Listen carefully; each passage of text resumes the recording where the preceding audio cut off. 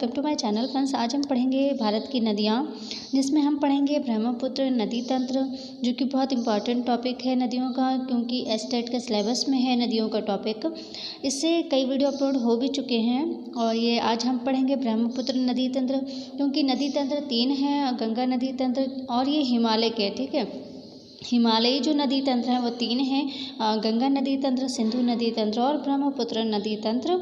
तो हम 2 तंत्र पढ़ चुके हैं और आज हम तीसरा पढ़ रहे हैं ब्रह्मपुत्र नदी तंत्र, जो कि तीनों ही तंत्र बहुत इंपॉर्टेंट हैं। दूसरे इसके बाद हम पढ़ेंगे प्रायद्वीपीय नदी तंत्र, ठीक है। प्रायद्वीप से जो नदियाँ आती हैं वो उनको पढ़ेंगे, क्योंकि कुछ आती हैं हिमालय से, कुछ आती है प्रायद्वीपीय पठार से। तो हम ये हिमालय वाली पढ़ रहे हैं। इसमें हमने 3 तंत्र बताए थे, तो 2 तंत्र हो चुके हैं। तीसरा हम पढ़ रहे हैं आज ब्रह्मपुत्र नदी तंत्र, जो कि इम्पॉर्टेंट है। तो सो फ्रेंड्स, वीडियो में लास्ट तक बने रहें। और चलिए फ्रेंड्स, वीडियो स्टार्ट करते हैं। और हमारे चैनल पर नए हैं तो चैनल को प्लीज़ सब्सक्राइब ज़रूर कर दीजिए, साथ ही बेल आइकन को प्रेस करके ऑल पर क्लिक ज़रूर कर दीजिए। तो चलिए वीडियो स्टार्ट करते हैं। भारत की नदियाँ, ब्रह्मपुत्र नदी तंत्र को पढ़ रहे हैं हम। तो ब्रह्मपुत्र के बारे में जानते हैं। ब्रह्मपुत्र हिमालय जो है, हिमालयन नदी तंत्र का एक भाग है। जैसे कि अभी बताया कि हिमालय के हम पढ़ रहे हैं, तो हिमालय जो तंत्र है उसमें 3 आते हैं, गंगा नदी तंत्र, सिंधु नदी तंत्र और ब्रह्मपुत्र नदी तंत्र। तो जो ब्रह्मपुत्र नदी तंत्र, क्योंकि आज हम पढ़ रहे हैं, ये कौन सा है? हिमालयन नदी तंत्र का एक भाग है। दूसरा क्या है? ब्रह्मपुत्र का जो उद्गम है, ब्रह्मपुत्र का जो उद्गम है वो तिब्बत से होता है और मानसरोवर झील के पास चेमायुंगडुंग ग्लेशियर से निकलती है। कौन सी? ब्रह्मपुत्र नदी, ठीक है। ब्रह्मपुत्र का उद्गम जो है वो तिब्बत से होता है और मानसरोवर झील के पास चेमायुंगडुंग जो ग्लेशियर है वहाँ से निकलती है। और क्या है तीसरा पॉइंट?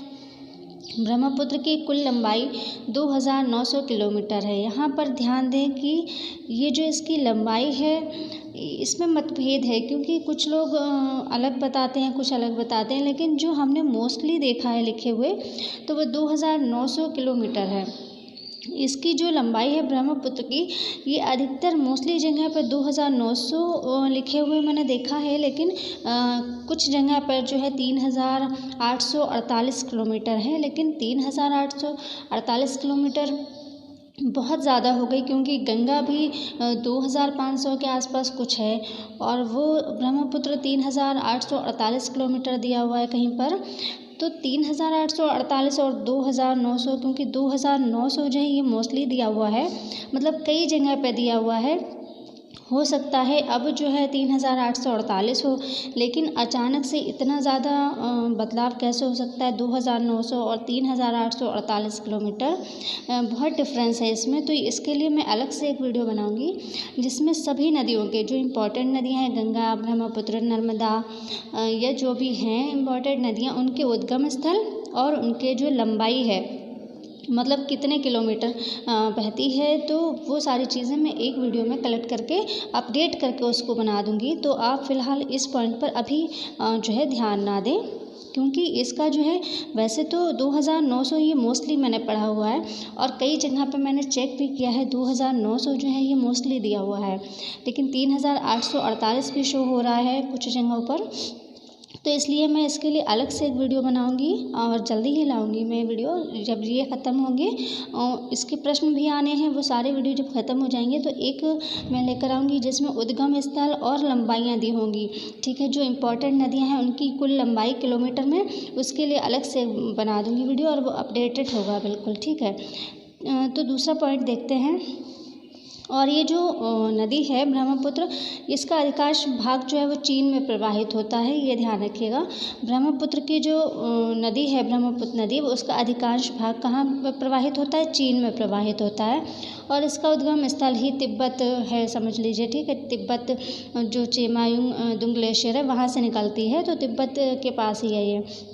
और इसका अधिकांश भाग भी कहाँ प्रवाहित होता है? चीन में प्रवाहित होता है। नेक्स्ट है चीन में इसका नाम। चीन में हम ब्रह्मपुत्र को किस नाम से जानते हैं? यारलांग सांगपो के नाम से हम इसको जानते हैं। चीन में इसका नाम क्या है? यारलांग सांगपो, किसका? ब्रह्मपुत्र नदी का।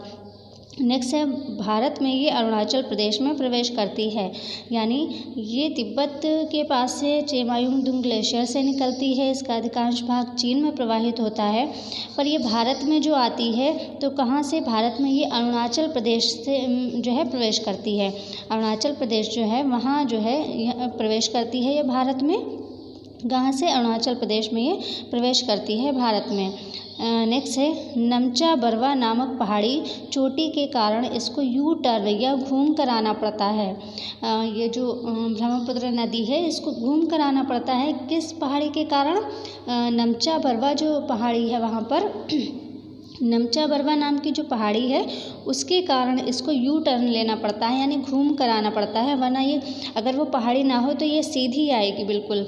और नमचा बरवा नामक की जो पहाड़ी है, नाम की पहाड़ी है नमचा बरवा, उस पहाड़ी के कारण ही इसको यू टर्न लेना पड़ता है, यानी कि घूम कर आना पड़ता है। और कहाँ आती है ये, अरुणाचल प्रदेश में आती है, वहाँ से प्रवेश करती है भारत में। ठीक है, नेक्स्ट पॉइंट देखिए, अरुणाचल प्रदेश में इसे दिहांग नाम से जाना जाता है, क्योंकि देखिए अलग अलग जगहों पर अलग अलग नाम से नदियों को जाना जाता है, इसका बहुत ध्यान रखना है आपको। तो नमचा बरवा जो पहाड़ी है उसकी वजह से ये यू टर्न लेकर आती है, और इसको अरुणाचल प्रदेश में जब ये, क्योंकि अरुणाचल प्रदेश में आती है भारत में प्रवेश तभी करती है, तो अरुणाचल प्रदेश में ब्रह्मपुत्र को किस नाम से जानते हैं, दिहांग नाम से जानते हैं, ये ध्यान रखें, दिहांग। नेक्स्ट है दिबांग और लेहिद जो नदी है इसकी सहायक नदी है, किसकी, ब्रह्मपुत्र की। कहाँ पर, अरुणाचल प्रदेश में जब ये प्रवेश करती है वहाँ दिबांग और लेहिद नदी इसकी सहायक नदियाँ अरुणाचल प्रदेश में मिलती हैं। ठीक है, क्योंकि ये अरुणाचल प्रदेश में मिलती हैं, ये ध्यान रखना है। कौन सी, दिबांग और लेहिद जो ये नदियाँ हैं वो इसकी सहायक नदियाँ हैं और ये अरुणाचल प्रदेश में मिलती हैं, ध्यान रखिएगा। यहीं पर माजुली द्वीप बनता है, विश्व का सबसे बड़ा नदी द्वीप है। ठीक है, जो नदी द्वीप होते हैं तो विश्व का सबसे बड़ा नदी द्वीप जो है वो वहीं पर बनता है, जो कौन सा है, माजुली है। ये भी ध्यान रखना है, एक जीके का क्वेश्चन भी है ये, कि विश्व का सबसे बड़ा नदी द्वीप जो है वो कौन सा है, तो वो है माजुली। ठीक है, और ये कहाँ पर बनता है, जब दिबांग और लेहिद नदियाँ जो हैं ये अरुणाचल प्रदेश में मिलती हैं तो वहीं पर क्या होता है, सबसे बड़ा, विश्व का सबसे बड़ा नदी द्वीप बनता है, जिसको माजुली कहते हैं, उसका नाम है माजुली। ठीक है, नेक्स्ट देखिए, आगे चलकर ये नदी असम में प्रवेश करती है। अब कहाँ से आई, अरुणाचल प्रदेश में आई, वहाँ पर विश्व का सबसे बड़ा नदी द्वीप बनाया। उसके बाद ये कहाँ प्रवेश करती, असम में। ठीक है, ब्रह्मपुत्र नदी उसके बाद असम में प्रवेश करती है और यहाँ इसे ब्रह्मपुत्र नाम से जाना जाता है। मतलब इससे पहले इसको ब्रह्मपुत्र नाम से नहीं जाना जाता था, कहीं इसको सांगपो कहा गया, कहीं इसको दिहांग कहा गया। तो अब जो है जब ये असम में प्रवेश करती है तो इसे यहाँ पर जो है ब्रह्मपुत्र नाम से जाना जाता है। जब ये असम में प्रवेश करती है तो असम में इसको ब्रह्मपुत्र नाम से जाना जाता है। नेक्स्ट देखें, गुवाहाटी, तेजपुर और डिब्रूगढ़ ब्रह्मपुत्र नदी के तट पर हैं। जो गुवाहाटी है, तेजपुर और डिब्रूगढ़ जो है ये ब्रह्मपुत्र नदी के तट पर हैं। इनके नाम आपने सुने होंगे, गुवाहाटी के, तेजपुर के और डिब्रूगढ़ के, ये सभी जो है ब्रह्मपुत्र नदी के तट पर हैं। नेक्स्ट देखें, सुबनसिरी नदी, ये जो है सुबनसिरी नदी असम में इसमें मिलती है, किसमें, ब्रह्मपुत्र में। अलग अलग जो राज्य हैं उनमें अलग अलग नदियाँ मिलती हैं, ये ध्यान रखें। तो सुबनसिरी नदी जो है ये असम में मिलती है, किसमें, ब्रह्मपुत्र में। ब्रह्मपुत्र नदी में असम में कौन सी नदी मिलती है, तो वो मिलती है सुबनसिरी। मानस नदी भी इसमें असम में ही मिलती है, तो ये दोनों याद रखने हैं आपको, सुबनसिरी और मानस। मानस के बारे में आपने पढ़ा होगा पहले कहीं। तो सुबनसिरी नदी और मानस नदी ये दोनों नदियाँ कहाँ मिलती हैं, ब्रह्मपुत्र में, असम में मिलती हैं, ये ध्यान रखें। नेक्स्ट है, ब्रह्मपुत्र नदी के जो अलग अलग राज्य के नाम हैं वो देखें आप, कि जो ब्रह्मपुत्र नदी के जो नाम हैं अलग अलग राज्यों में वो देखना, ये इंपॉर्टेंट हो सकते हैं और इनसे क्वेश्चन कई बार आए भी हैं अलग अलग एग्ज़ाम्स में।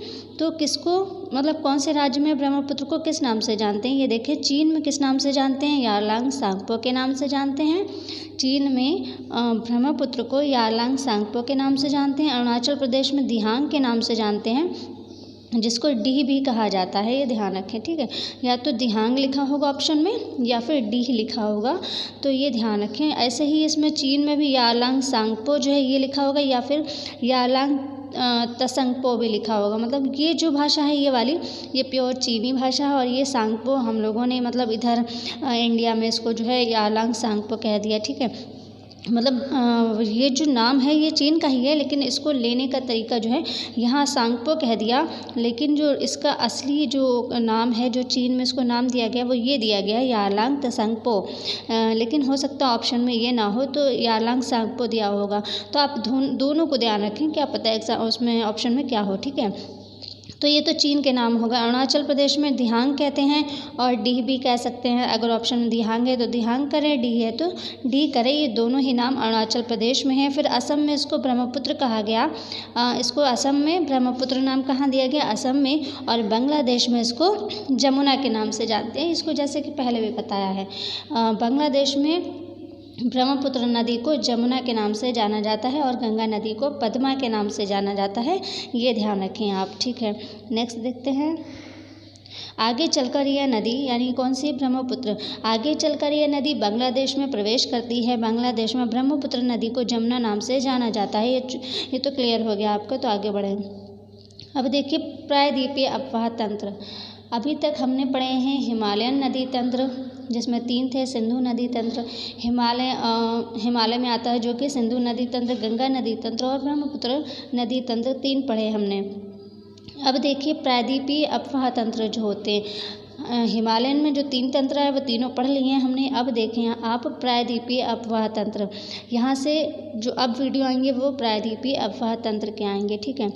तो देखिए यहाँ से, भारतीय प्रायद्वीप में अनेक नदियाँ प्रवाहित हैं। मैदानी भाग की नदियों की अपेक्षा प्रायद्वीपीय भारत की नदियाँ आकार में छोटी होती हैं, ठीक है।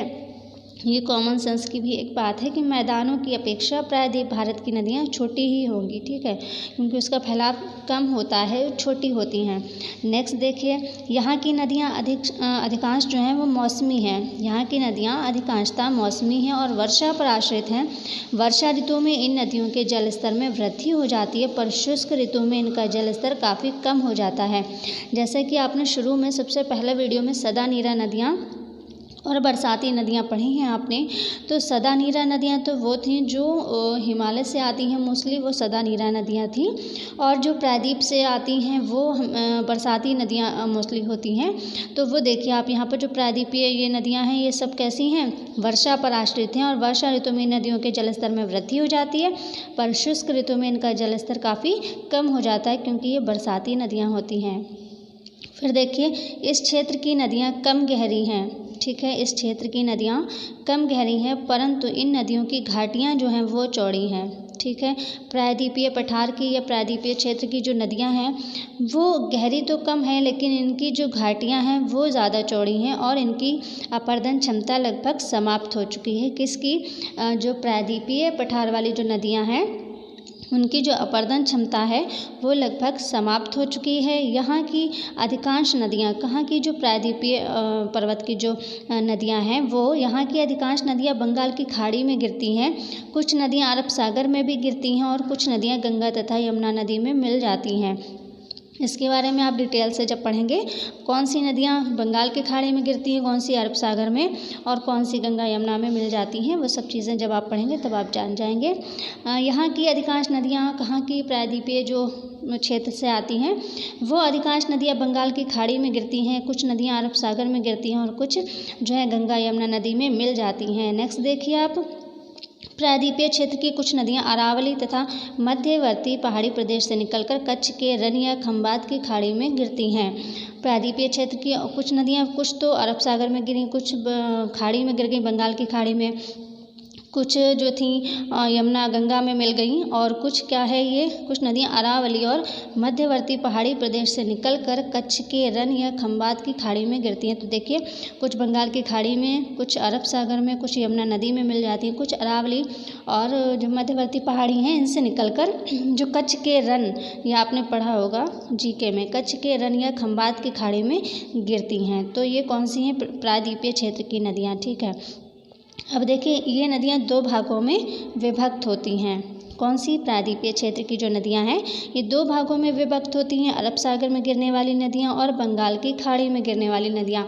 वैसे तो ये यमुना नदी और गंगा नदी में मिलने वाली भी नदियाँ हैं, और जैसे कि अभी पड़ा कच्छ के रन में जो गिर जाती हैं खंबात की खाड़ी में, वो भी हैं, लेकिन उनको विभक्त नहीं किया जा सकता। कुछ हैं वो नदियाँ, इसलिए उनको डिवाइड कैसे करेंगे हम? डिवाइड उनको इन्हीं 2 भागों में करते हैं, अरब सागर में गिरने वाली नदियाँ और बंगाल की खाड़ी में गिरने वाली नदियाँ। कौन सी होती हैं ये? जो प्रायद्वीपीय क्षेत्र की नदियाँ आती हैं उनको 2 भागों में विभक्त किया गया है, अरब सागर में गिरने वाली नदियाँ और बंगाल की खाड़ी में गिरने वाली नदियाँ। तो सबसे पहले हम पढ़ेंगे अरब सागर में गिरने वाली नदियाँ।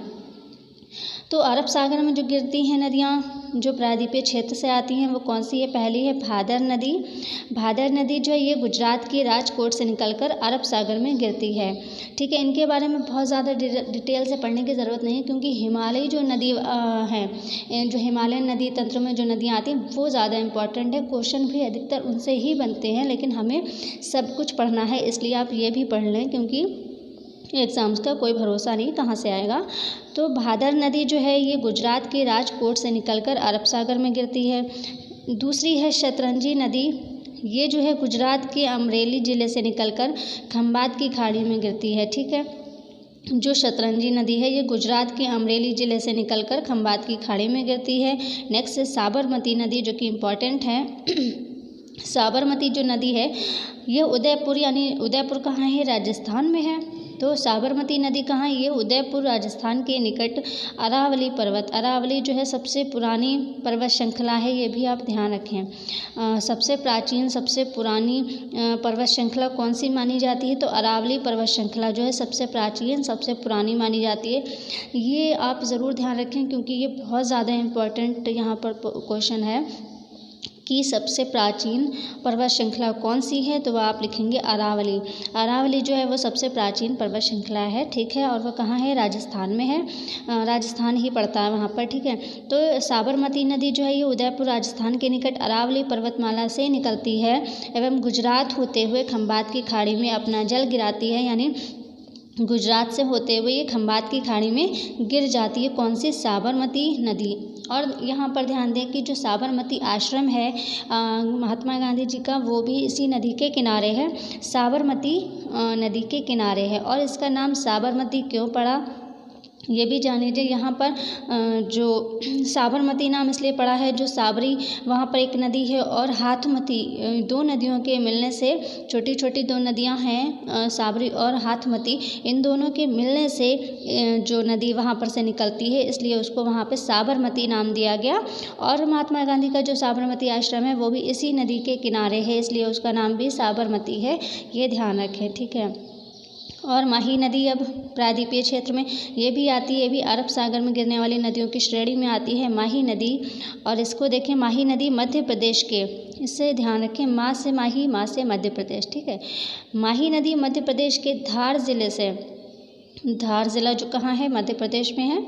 तो माही नदी मध्य प्रदेश के धार जिले में विंध्याचल पर्वत से निकलती है। इसका प्रवाह मध्य प्रदेश, राजस्थान और गुजरात राज्यों में है।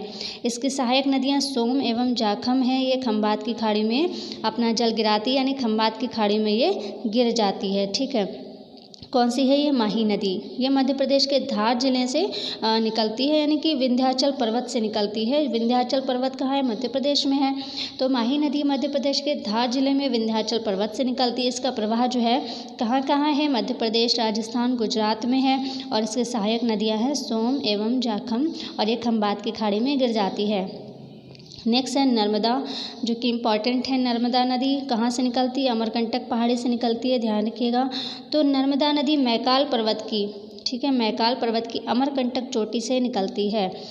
अमरकंटक चोटी किसकी है? मैकाल पर्वत की, ध्यान रखें, ये भी हो सकता है पूछा जाए कभी कि अमरकंटक पहाड़ी जो है, अमरकंटक चोटी किसकी है वो?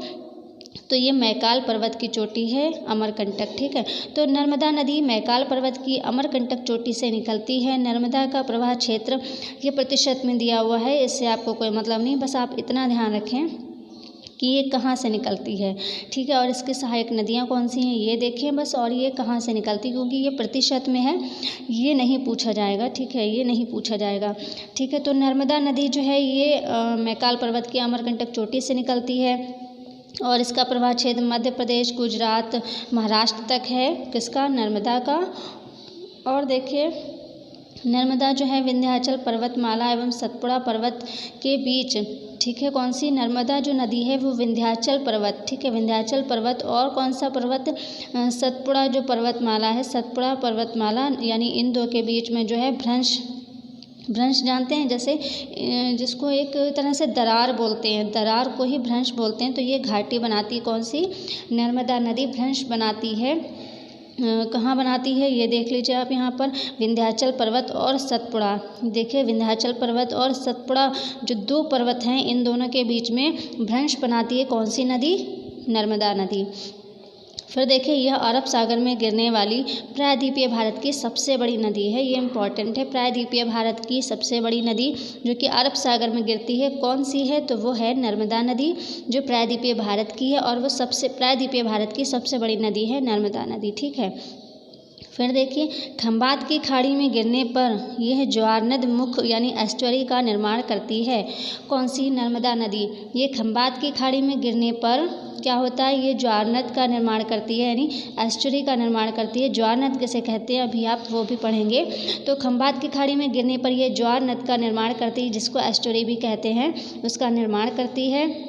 अब इसकी सहायक नदियाँ देखिए कौन कौन से इसकी सहायक नदियाँ हैं नर्मदा की, वो है तवा, बरनेर, दूधी, शक्कर, हिरन, बरना, कोनार, माचक। इसके ये ध्यान रखें आप, जो सहायक नदियाँ हैं नर्मदा की, उनके नाम बहुत अजीब हैं, बिल्कुल जैसे कुछ चीज़ें तो इसके ऐसे नाम हैं जो घरेलू चीज़ें होती हैं, कुछ जानवरों के नाम पर है, जैसे शेर नाम की भी एक सहायक नदी है, तवा नाम की एक सहायक नदी है। तो बहुत सारी इसके नाम थोड़े अजीब हैं, जो अजीब नाम की नदी मिले वो समझ लीजिए कि नर्मदा की सहायक नदी है, ठीक है।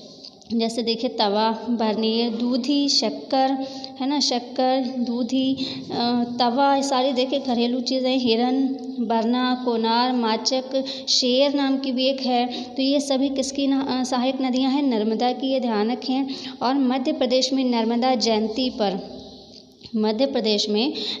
जयंती पर अमरकंटक में 3 दिन के नर्मदा महोत्सव का आयोजन किया जाता है। कहाँ, नर्मदा जो जयंती है यहाँ पर अमरकंटक में 3 दिन के नर्मदा महोत्सव का आयोजन किया जाता है नर्मदा जयंती पर। अब देखिए जो ये एस्टुअरी बनाती है, जो ज्वारनद बनाती है, ज्वारनद किसे कहते हैं, नदी का जलमग्न मुहाना, ठीक है, यानी का जो मुहाना होता है एक तरह से उसका जो किनारा होता है वो नदी का जो जलमग्न यानी जल में डूबा हुआ, ठीक है, नदी का जो है वो जलमग्न मुहाना, जहाँ स्थल से आने वाले जल और सागरीय खारे जल का मिलन होता है। नदी के जल में तीव्र प्रवाह के कारण जब मलबा जो है निक्षेप मुहाने पर नहीं होता, मतलब मुहाने पर निक्षेप नहीं होता, तथा नदी जल के साथ मलबा भी समुद्र में गिर जाता है, तो नदी का मुहाना गहरा हो जाता है। ऐसे गहरे मुहाने को ज्वारनद मुख कहते हैं। यहाँ पर एक चीज़ और समझिए, मुहाने पर अगर मलबे का निक्षेप हो जाता है तो क्या कहेंगे उसे, तो उसे डेल्टा कहेंगे। मतलब अगर कोई नदी का जो जब गिरती है, जैसे बंगाल की खाड़ी में नदी गिरती है, तो वहाँ पर एक विश्व का सबसे बड़ा डेल्टा है, वो कौन सा, सुंदरवन डेल्टा बनता है, क्योंकि मुहाने पर ही उसके मलबे का निक्षेप हो जाता है। जब नदी के जो मुहाने पर ही उसके मलबे का निक्षेप हो जाए तो समझ लो डेल्टा बनेगा। और अगर वहाँ पर मुहाने पर डेल्टा नहीं बन रहा है, मतलब मलबे का निक्षेप मुहाने पर नहीं हो रहा है, वो उसके प्रवाह के साथ में ही समुद्र में गिर जाता है, तब क्या होता है, मुहाना गहरा हो जाता है। और ऐसे गहरे मुहाने को ही ज्वारनद मुख कहते हैं, यानी एस्टुअरी कहते हैं। तो आई थिंक समझ में आ गया होगा कि ज्वारनद किसे कहते हैं। मुहाने पर अगर मलबे का निक्षेप हो जाता है तो डेल्टा कहते हैं, और निक्षेप नहीं होता, सारा मलबा उसके धार, मतलब जो नदी का जल है उसके प्रवाह से समुद्र में ही गिर जाता है, तो ऐसे में क्या होता है, उसका मुहाना जो है वो गहरा हो जाता है। उस गहरे मुहाने को ही एस्टुअरी या ज्वारनद मुख कहते हैं। तो आई थिंक समझ में आ गया होगा ज्वारनद मुख किसे कहते हैं। तो ये प्रायद्वीपीय पठार के जो प्रायद्वीपीय क्षेत्र से नदियाँ आती हैं वो 2 भागों में बांटते हैं, अरब सागर में गिरने वाली और बंगाल की खाड़ी में गिरने वाली। तो आज हमने अरब सागर में गिरने वाली नदियाँ पढ़ी हैं। नेक्स्ट वीडियो में और उसके आगे पढ़ेंगे, क्वेश्चन आंसर भी इसके आएंगे नदी के। तो आज के वीडियो में फ़िलहाल बस इतना ही। वीडियो कैसा लगा कमेंट में ज़रूर बताइएगा, अच्छा लगे लाइक ज़रूर कर दीजिएगा, शेयर ज़रूर कर दीजिएगा। मिलते हैं अगले वीडियो में, तब तक के लिए टेक केयर, बाय बाय।